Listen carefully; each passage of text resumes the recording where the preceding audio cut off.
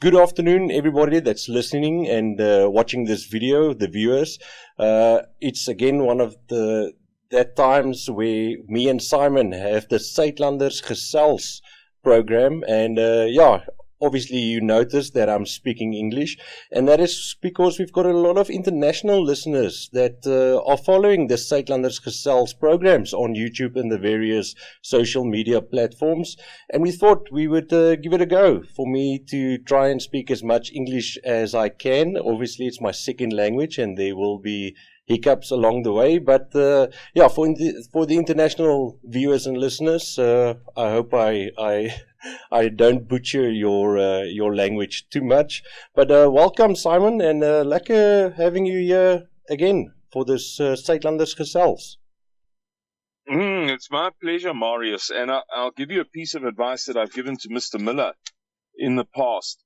English speakers are very tolerant of non-English speakers' English. It doesn't bother us that Angela Merkel might make a mistake. Where we get worked up is when English speakers butcher the language.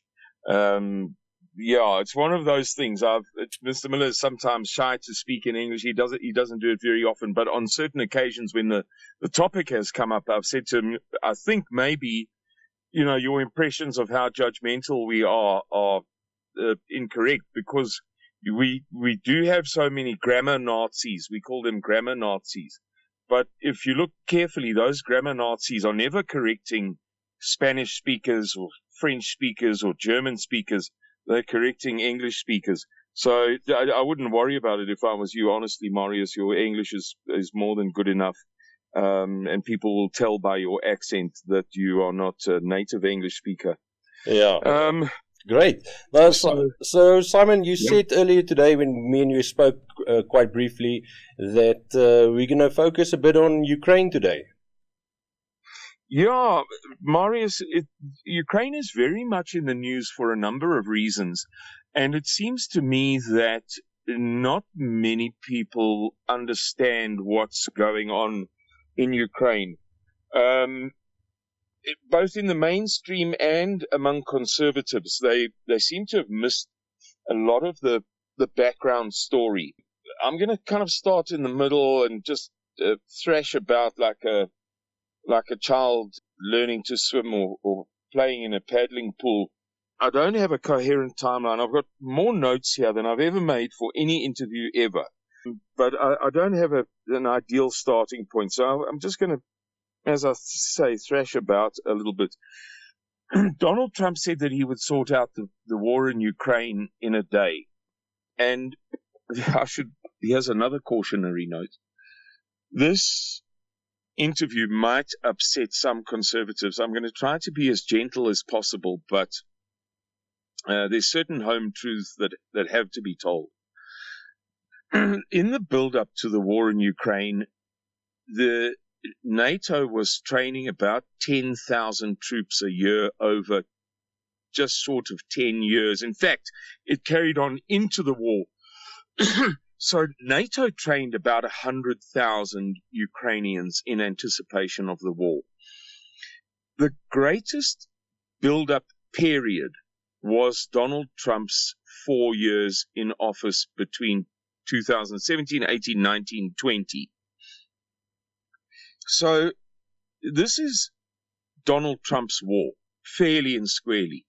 But because nobody calls him out on it, and no conservatives are willing to tell the truth because Donald Trump is our guy, it's reminiscent to me, as somebody who was born and raised Roman Catholic, of the pedophilia scandal in the church. Catholics didn't want to talk about it, particularly the church hierarchy, because they didn't want to be their guy to be the bad guy, their religion to be the bad religion. So if you, I'm sorry to say, little boy, well, that's very, very, very bad. You should go to jail for a long time. But if I do it, nobody should talk about it. And conservatives just don't want to tell the naked truth. The build-up to the Ukraine war, the investment by NATO and by the United States of America in its own right, over and above it as part of NATO, was conducted the greatest part of the tenure. It was a 10-year build-up, was Donald Trump's 4 years in office. More than 20 CIA bases were erected in Ukraine during his tenure in office. So if you ever hear him say, this is not my war, this is Joe Biden's war, just think one word: liar. It's that simple. He knows, and the facts are that this is more his war than anybody else's war, even though he's a charismatic man and we all like him. But conservatives have gotten sucked into this notion that he's I don't want to say a savior figure, but he represents us. Donald Trump appointed, for instance, as his Secretary of the Treasury, a man who's married to another man and who has adoptive children. So a guy who's, in that lifestyle and who's passing it on to other children who have the misfortune of not passing on the acceptability, the moral acceptability to these poor innocent children. And my point is, I'm trying my hardest not to upset the many thousands of people who will watch this video who adore Donald Trump, just to endeavor to reconnect with sanity, not to be, excuse my language, but to reconnect with sanity. The sorts of people who will watch this video are dead opposed. It's okay because he's our guy. Yeah. And similarly, we're talking about Ukraine now. The reality is it's more Donald Trump's war than anybody's war. And the Russians are well aware of that. So when he talks about fixing it in a day and negotiations, and he's got former General Keith Kellogg and the new Secretary of Foreign Affairs, Marco Rubio, Secretary of State, and his special envoy, Witkoff, shuttling backwards and forwards. It looks like he's the hero of the moment. But the Russians are not fooled. In recent weeks, I've done a lot of research among Russian sources where I could get subtitles or translations or certain podcasts in English. And the Russians are not, their view of what's going on in Ukraine and Donald Trump's efforts and so on is 180 degrees opposite to ours. They have not been fooled for 1 minute. At the moment, the Russians are launching an offensive across the entire front line that is taking enormous amounts of territory. They've established de facto full control. There are pockets that are exceptions to this, of the Luhansk and Donetsk provinces. They call them oblasts. They're very often referred to in English as regions. The two provinces beneath, most people watching this video will be aware of Luhansk in the northeast of Ukraine, and then just beneath it, Donetsk, and just beneath that, Kherson, and just beneath that, it was rather Zaporizhia and then Kherson. The two beneath Zaporizhia and Kherson, the control is well over 70%. And a very big thing has occurred in recent days, the day before yesterday, in fact. We got geolocated footage posted on social media of the Russians on the right bank of the Dnipro River. Now, technically speaking, we all know about Umsina talking about the north bank of the Groot Rivier, his prophecy concerning the Afrikaners on the north bank of the Orange River. Oh. Technically speaking, certainly in English anyway, you're not supposed to say north, south, east, or west when referring to a river. You're supposed to refer to the right or the left bank. In other words, if you were floating down the river in a boat, would it be the left-hand side or the right-hand side? And that is done because rivers are so sinuous. They're like S's. that sometimes the North Bank is actually the Southeast Bank, and changes. That is the case with the Orange River. An interesting example of this is the Panama Canal. This idea that direction can be very much different to what you think it is. We think of the Panama Canal running from east to west. It cuts through Central America.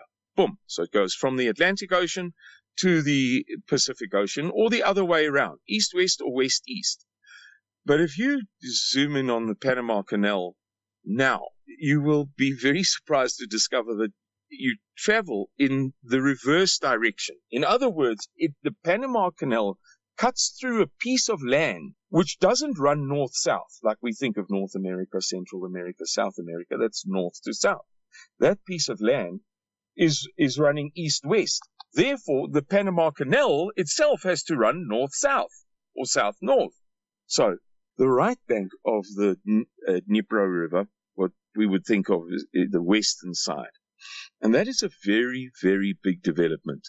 The Russians are in control of those four oblasts and Crimea, and Donald Trump's representatives have in recent weeks attempted to open negotiations with the Russians, because of course Donald Trump is the hero of the moment and the war has got absolutely nothing to do with him, and he's going to sort it all out, and he'll be the man, the great peacemaker. And all three of those chief representatives, Steve Witkoff, his special representative, his friend actually, who he's deployed for this special purpose of being his own guy, former Senator Marco Rubio, the Secretary of State, and what's his name? I'll think of it in a second. All of them have been rebuffed. General Keith Kellogg. All of them have been told to go home and come back when they've got a better story to sell. Because they've gone to the Russians and said, look, it's time to be reasonable now. Golly gee, you chaps have invaded Ukraine. That's not something we would ever do in Libya, Syria, Serbia, Afghanistan, Iraq, and so the list goes on.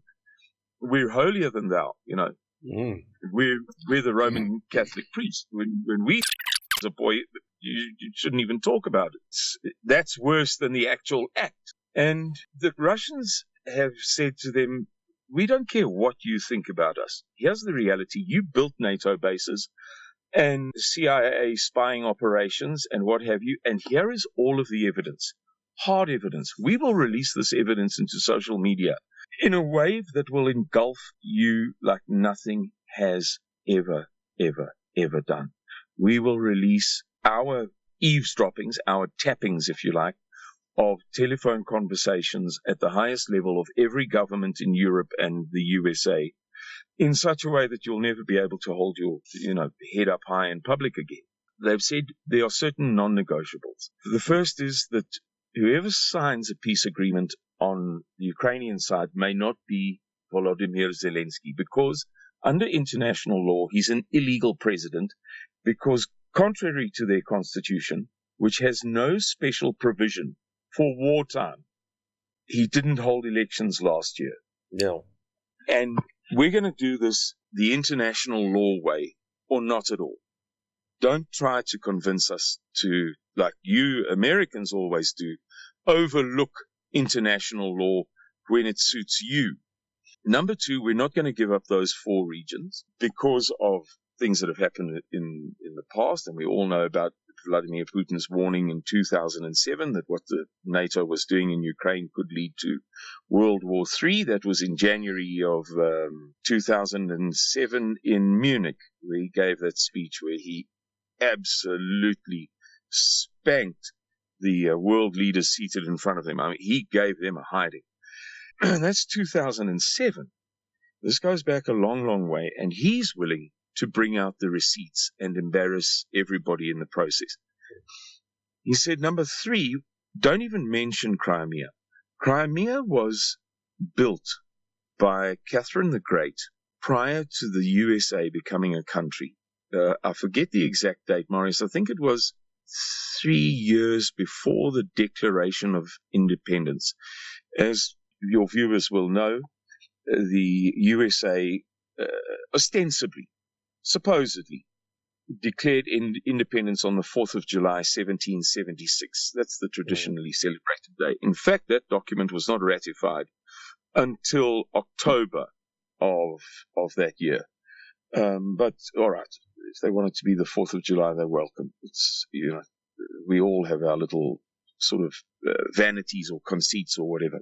And the point being that I think in 1773, Catherine the Great mandated enormous work in Crimea. Crimea's, roughly speaking, an island, and it's its own oblast. So what they're saying is Crimea was Russian before you were a country. Be quiet and go and sit down. The diplomacy has been absolutely world class.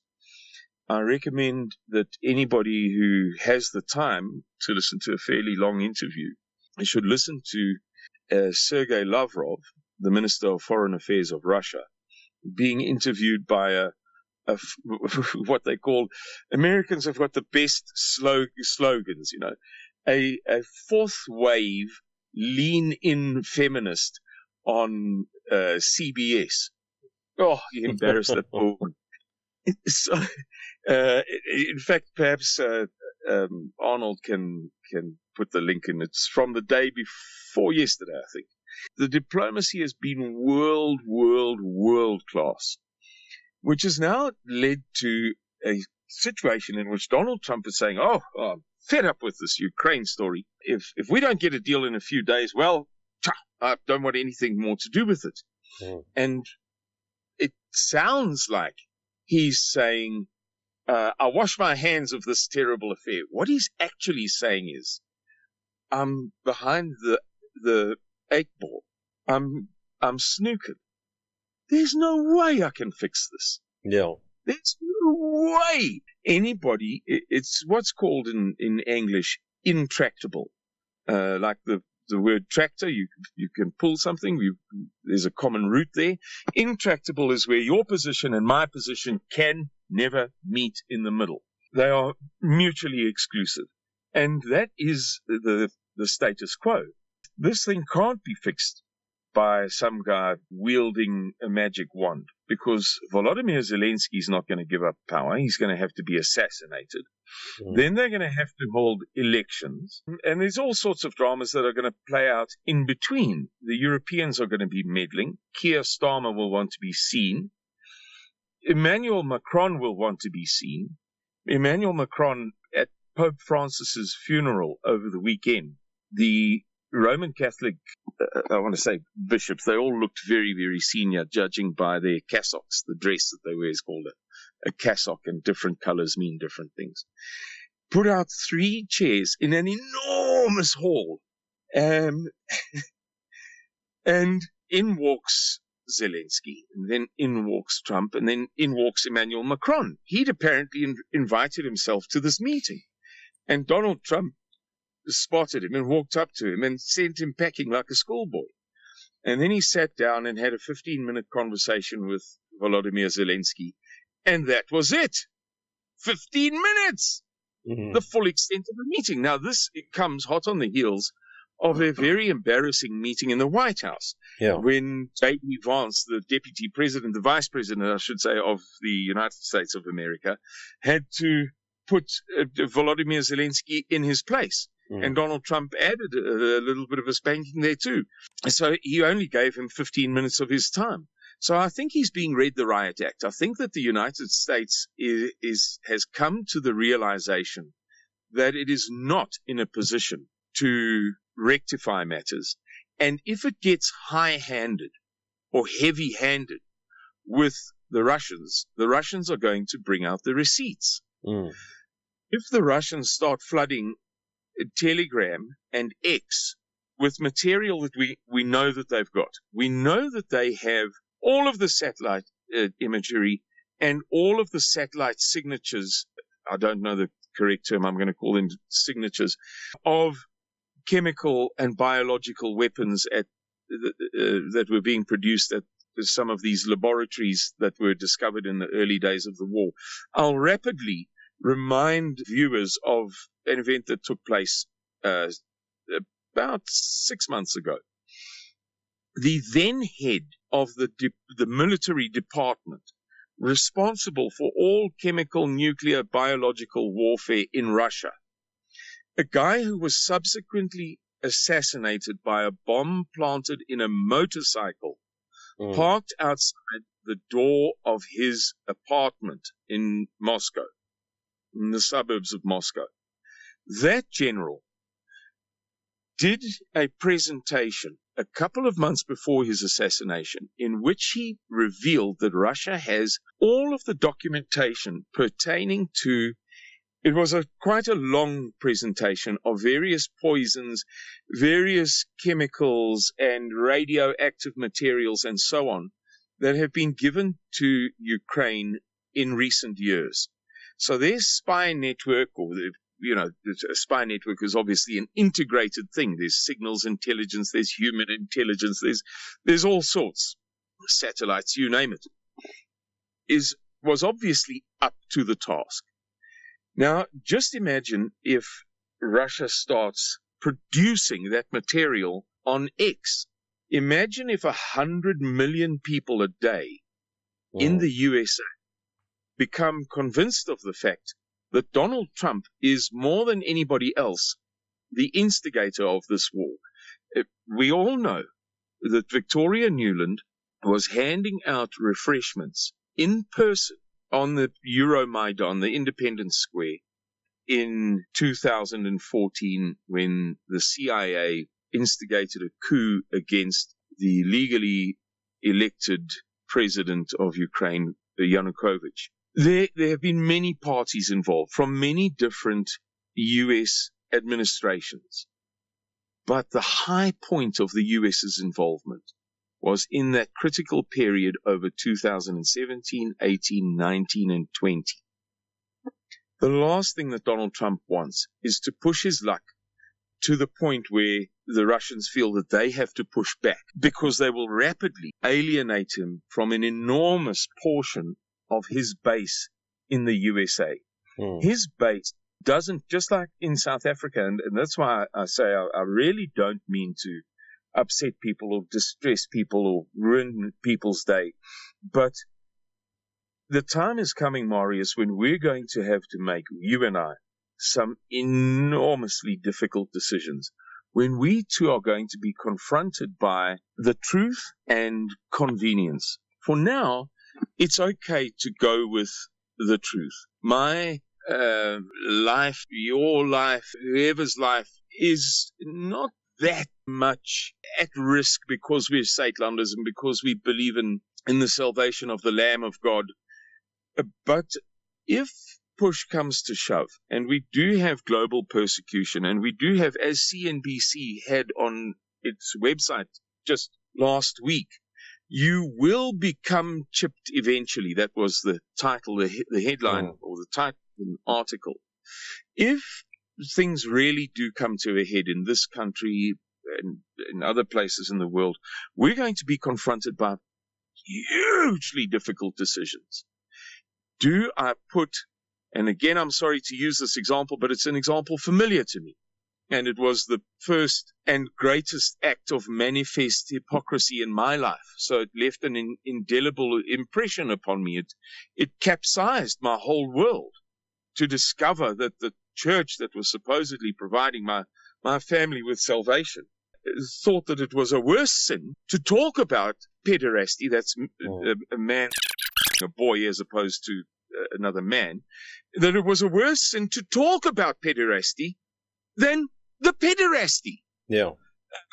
So once again, I use this example, and I hope that it's not working too much on people's nerves, but I've given the reason why. For me, it is the great example in my life of the utmost hypocrisy taken to the nth degree. If things get very, very, very, very, very bad, where the people's lives at stake, and don't worry, if you take this, then it'll be, and then you'll eat, and then your child and your wife won't. What we saw in 2020 was just a shadow of that. And so I think that it's time. I think, you might disagree. Arnold might feel that there are little parts of this video that he has to chop out. Mr. Miller might feel that I've crossed a line here or there. I'm just doing the best that I can to not upset people, but yet to open their eyes to basic realities that nobody wants to talk about. The mainstream are obviously loving it. The mainstream have been behind the war in Ukraine since day dot, and conservatives don't want to admit that there might be something wrong here. So that's why I feel that it's imperative just to alert people to the realities of what's cooking. And as I say, we're at the point now where Donald Trump is hastily beating a retreat. He knows that he's behind the 8 ball. He's completely snookered. Yeah. He's going to be impeached in, a New York minute if Russia starts releasing hard evidence of his administration's involvement in everything that happened in Ukraine, simply because he made the poor decision to exploit a fib. Instead of just shutting up, he insisted on declaring that this is Joe Biden's war, not mine. And separately, I'll have this sorted out in one phone call. It's now 100 days, or going on for 100 days into his presidency, and he's in a worse position with the Russians now than he was 100 days ago. Marco Rubio returned to the USA 4 days ago and said, I want to get his words right, but it was to the effect of, we understand better now, like nobody else ever has, what is the real Russian position regarding Ukraine. In other words, we tried damned hard to hold a conversation with them, and they simply snookered us. They told us that we are wasting their time if we think that we're going to convince them to give up a piece of territory that they founded in 1773, 3 years before the USA was founded, and so on and so forth, and that under international law they will not. Zelensky may not sign. It may not be an illegal signature, because 10 years from now, you'll abrogate the agreement, telling us that, well, it was never legal in the first place. We know in advance that it's not legal, that he doesn't have legal standing to sign that agreement as the president, because he is serving in a role in which he is not currently elected. And just while I'm talking, you're very welcome to interrupt me, because I think I've made most of my points. But until such time as you interrupt me, I'll throw in some little vignettes. Over the weekend, the head of the Russian army, not the Minister of Defense, the head of the army, reported to Vladimir Putin, and it was caught on camera, that there are indeed North Korean troops fighting alongside the Russians in Kursk. He reported that Kursk has been cleared. In other words, we're referring to that portion of Russia that was invaded by Ukraine 6 months ago. And he revealed, and so far, the Russians have been fairly honest with their figures. I'm not saying that they always tell the truth about everything, but they seem to have made a policy of telling the truth so that they don't get caught out, so that the international media doesn't have much of a foot to stand on, that it can call them liar, liar, Rottermeier, your nose is as long as a telephone wire, that little silly rhyme that we used to sing as children at pre-primary school. They can do that, but they will never have hard evidence to prove it, because the Russians are supposedly continually telling the truth, at least most of the time. That's my impression, and it's the impression of many observers who've followed this very, very, very closely over time. It seems to have been a strategic decision that they took right at the beginning.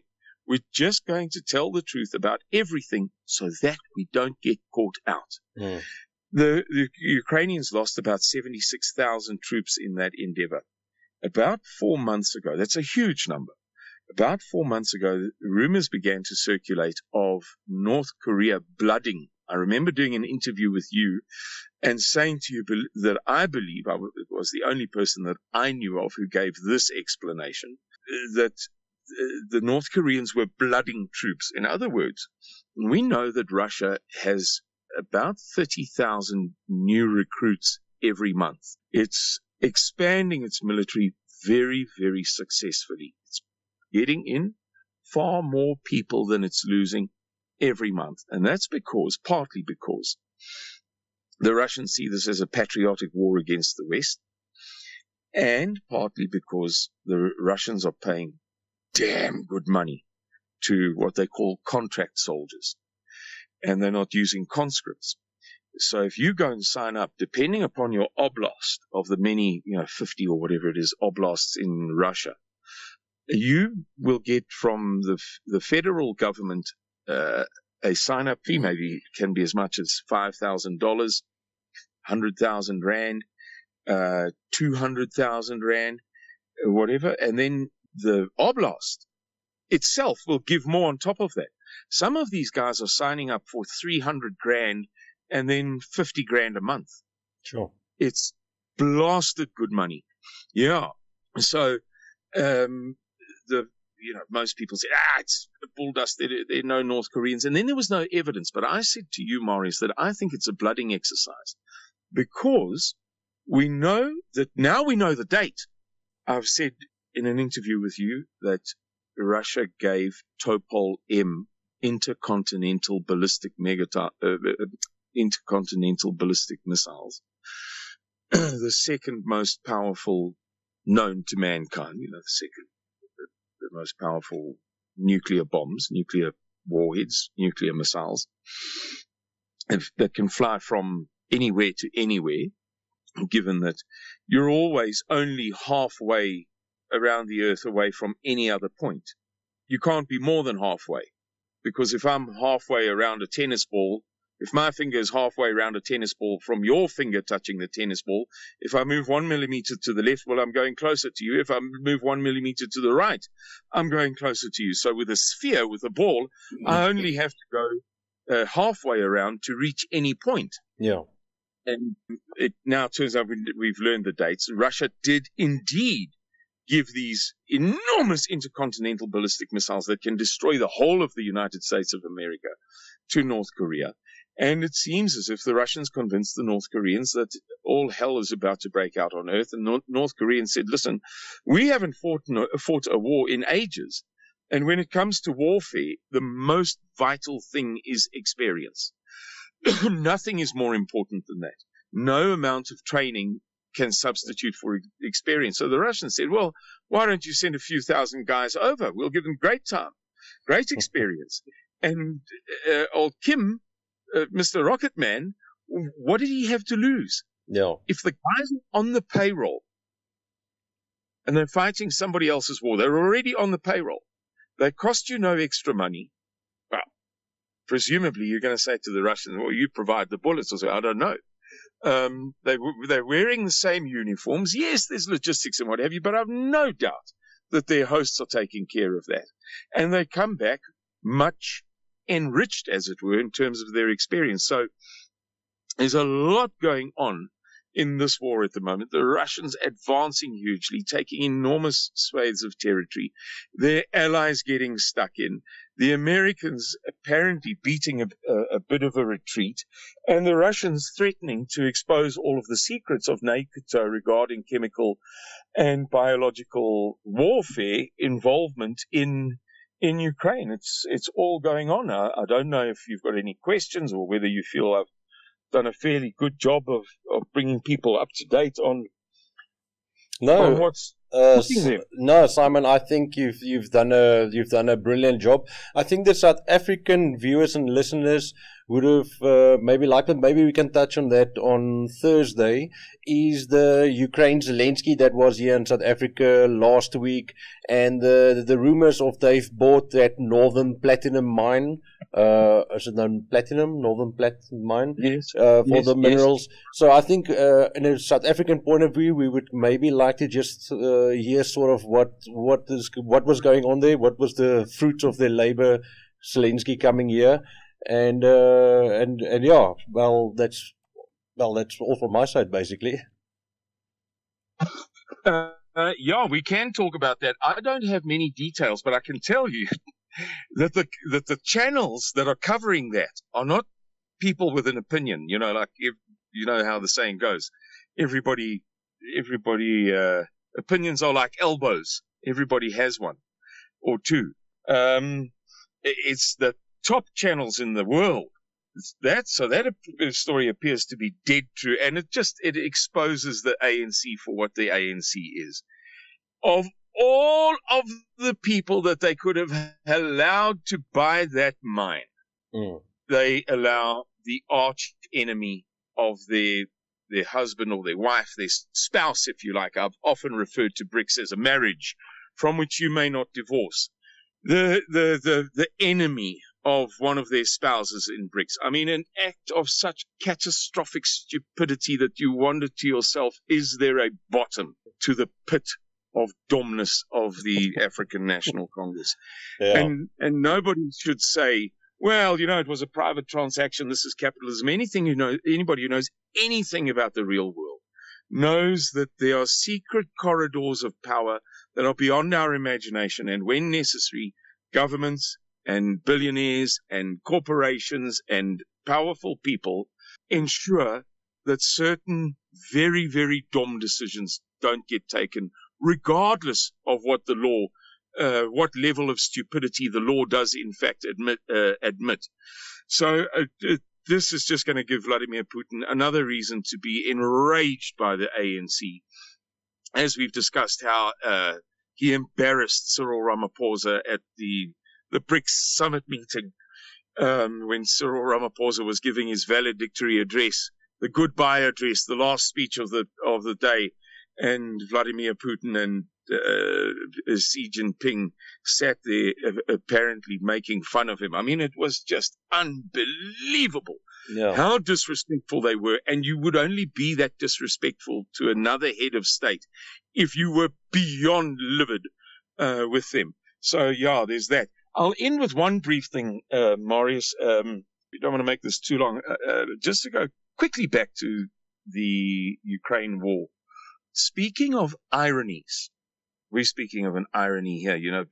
Volodymyr Zelensky buying a platinum mine in South Africa. How's this for an irony? The deputy director of the CIA, Michael Gloss, like glossy paint, not glass, gloss, son, died last week, or it was confirmed last week, fighting in Ukraine on Russia's side. Can you imagine? Deputy director of the CIA, one of the most powerful positions, one of the top, let's say, 1,000 most powerful positions in humankind, a man of infinite power and influence. His laity went to Russia and took up arms for the Russians against America and NATO, and we know that the Americans have thousands and thousands of personnel there, and he got killed, and one can only wonder if that was targeted assassination, that somebody said, listen, there's acceptable bull dust, and then there's unacceptable bull dust, and this is unacceptable bull dust, that our deputy director's son is fighting, for Russia. This just makes us look like fools. Somebody, take him out and get rid of this embarrassment, because at that level, that's the sort of thing that does actually happen. Yeah. And I'll end with a very, very brief anecdote, Marius. A Lieutenant General Moskalik was assassinated over the weekend at the time that all of the leaders were gathered in Rome for Pope Francis's funeral. Now, the two may appear to be unconnected, but I put it to you that there is no way that at that level of power and influence and intrigue that anything happens at all. The timing with which a toenail grows is a timing that's preordained or pre-agreed. I put it to you that was MI6 attempting to really push a finger in the eye of Vladimir Putin, that it was an act of very great spitefulness, because that Lieutenant General Moskalik was the deputy head of the operational council or committee of the Russian equivalent of, roughly speaking, the Joint Chiefs of Staff. So the most senior body of all of the Russian military, not just army, navy, air force, space forces, missile forces. You know that the Russians have their forces divided up slightly differently to Western stereotypes, if you like. And he was the deputy head of their operations arm. In other words, everything that they're doing all over the world. So that was an incredible assassination, very much more significant than people may appreciate. That would be, the equivalent maybe of assassinating a deputy president in a wartime. I don't want to make a false comparison. I'm just trying to help people understand that when you assassinate the second in charge of everything you're doing right across the entire globe, and you are by far the world's most powerful military, and somebody assassinates your number 2 guy, that's big, man.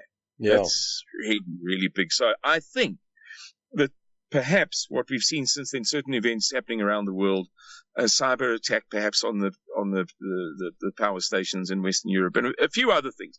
I'm not too sure, but I think that those might be Russian retaliation. But one thing I can assure you is that is not going to go unpunished.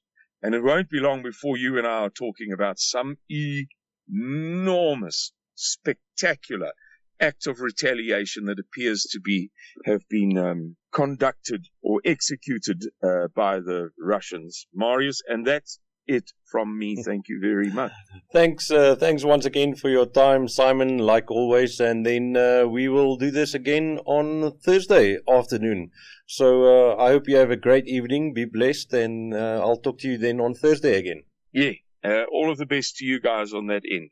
Cheers, Marius. Thanks. Cheers, Simon. Bye. Right, that was Simon Roche from Buitenlanders. Suidlanders, obviously. This speaking English is getting me a bit confused.